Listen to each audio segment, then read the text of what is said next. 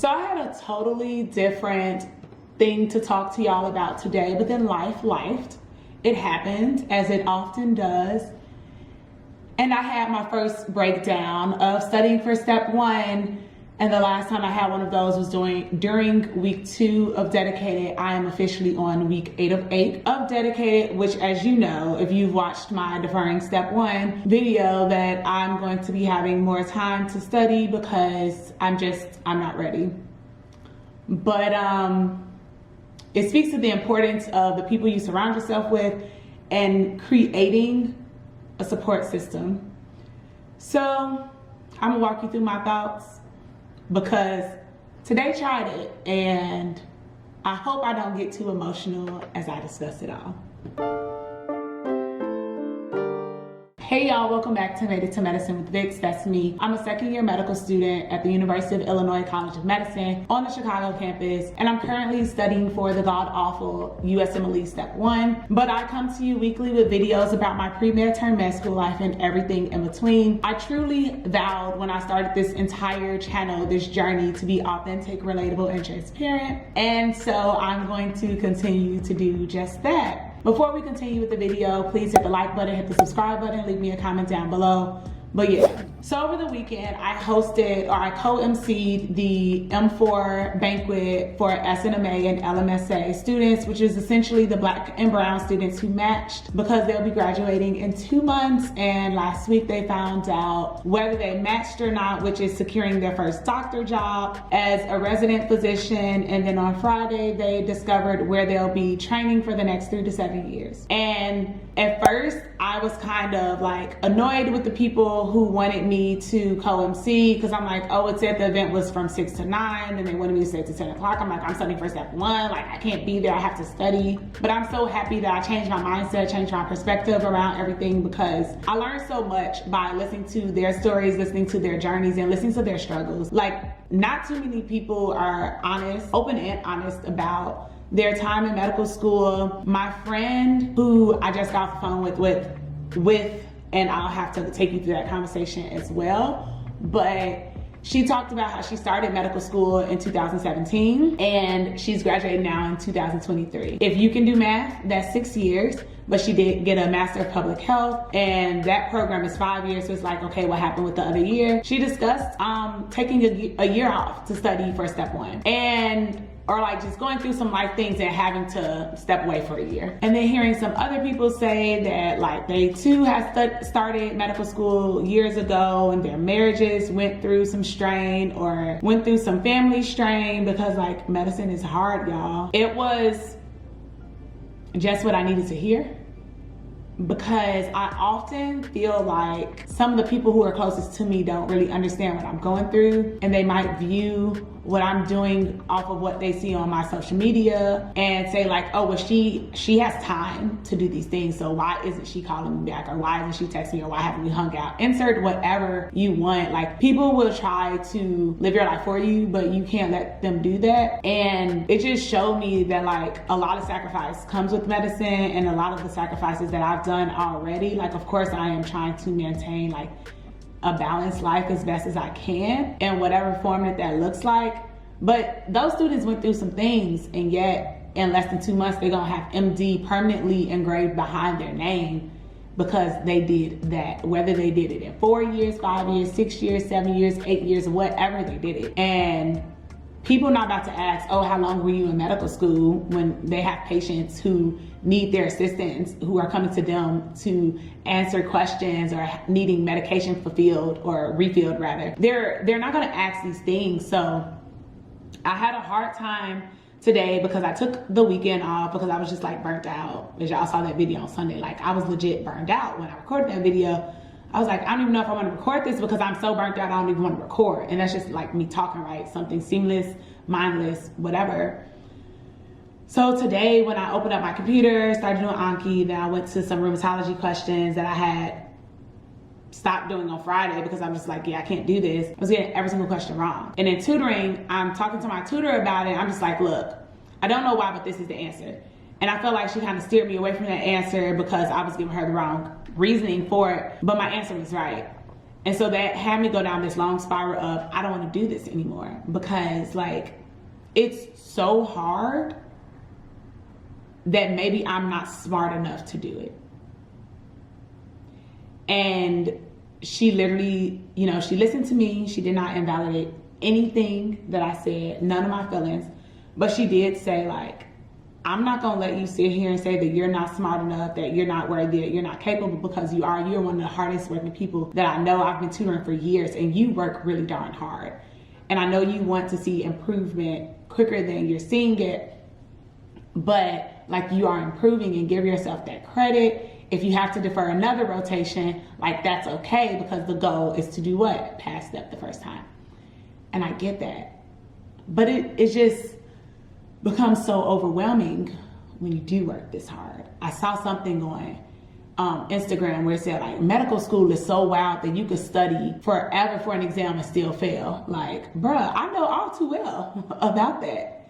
But I'd rather fail and live my best life than to fail and have put in so many hours committing myself to the field of medicine and just like constantly falling short.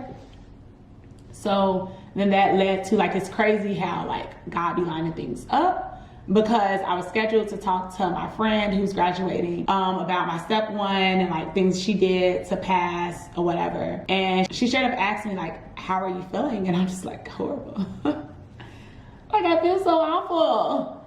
She's like, okay, like, what's going on? I explained to her about tutoring. I'm just like, I just feel like I don't know enough. And the truth of the matter is that I'm only sitting for step 1 once. So like, I have to pass because I don't have a retake in me. Like, whatever's like, it's gonna happen, it's gotta happen in my favor, because otherwise I'm out. And I know people, like, I have told y'all several times, like, yeah, the thought of jumping out has crossed my mind, but I'm like, I don't know if it's the burnout talking, or if it's just like the I'm fed upness talking, or what. But y'all, I don't have about too much more to give, and I just really want the dots to start connecting, things to start working in my favor, for alignment to happen, for me to be getting questions correct, my practice test scores improving. Like, I want those things so bad that I don't even know if I'm doing myself service enough of trying to explain it to you. Like, I want it, and I've wanted this for so long, but it just gets so demoralizing when you work so hard and it seemingly feels like I have nothing to show for it. Like, I don't like that.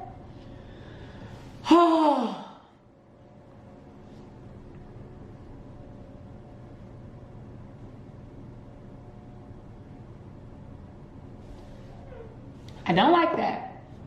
And I'm like, you know, seeking the assistance from others to see ways that I can improve. She did give me like some study tips of, she was like, okay, what are you good at? So I was like, I feel like I'm not good at anything. She was like, that's not true.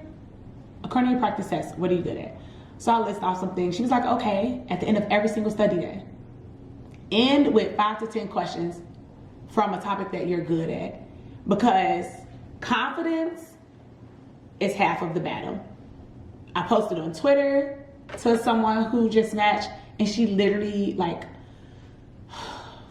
it really be God working, but she, you know, said some great things and then DM'd me her number. Like, I love this part of medicine where people are genuinely, like, they've been there, they know that it sucks, they understand the struggle, and they're like, let me help you. Like, you need some encouragement, you need some bigging up, like, let me do that for you, because I know what it was like. And she also reiterated, like, step 1 is a lot more about, like, the confidence too. Because if you don't have that, like, a lot of things fall apart, and I can honestly agree with that, because when I'm feeling really good about things, I do great, and then when I'm feeling really bad, I do horrible. And I want to do great all the time. So what this looks like for me, currently I have deferred my first rotation, which is internal medicine. That's 8 weeks, but in my school you have to sit for step 1 4 weeks before you start your second rotation, which for me is neurology. And if things don't start to come together within like the next 3 weeks, then I'm probably going to defer neuro, which I guess is okay, like whatever, because the goal is to pass, right? And constantly reminding myself that this is my own journey, this is my own race. Who cares if everyone in the world sat for step 1 already and I'm the last one? It doesn't matter, because it's not about them, it's about me. This is a time to have to selfishly pour into me and do things that I enjoy, and like continue to set those boundaries between, you know, when I'm at the gym, I gotta stop doing like school related things because that's my wind down. Like, that's not winding down if I'm still doing things that like academically related that have like ticked me off all day. Like, I need some boundaries, I need some separation, I need to walk away. I don't even know what I want to call this video because it was just kind of cathartic to talk it out loud and to say how I'm feeling. My feelings are valid. They are real, but this is just one piece of the puzzle that I'll soon forget. Like, I can vividly remember feeling like this for the MCAT that last time. Like, I felt it. And I remember pushing through burnout. I remember like just trying to continue to do my best. And it worked out for me then. Like, if he did it before, he'll do it again. Let me go ahead and drag up that small mustard seed of faith that I need to have. And knowing that I didn't make it this far on my own, I'm not going to get past this step on my own, that I need to just continue to lean and trust in God and just do the work. I'm gonna do the work. I'm gonna keep y'all updated on how that work is going. Yeah. And I'm gonna have to do more dance parties and affirmations, because all this negative self-talk, it ain't it. It's not hitting. It's never gonna hit how positive self-talk is. Like, it's never gonna hit the way I talk to y'all and don't give myself that same grace. Like, that's crazy. So, this is me signing off by saying, I can do this. I can make it through this. I am worthy. I am capable. I am worth it. And so are you. See you next time.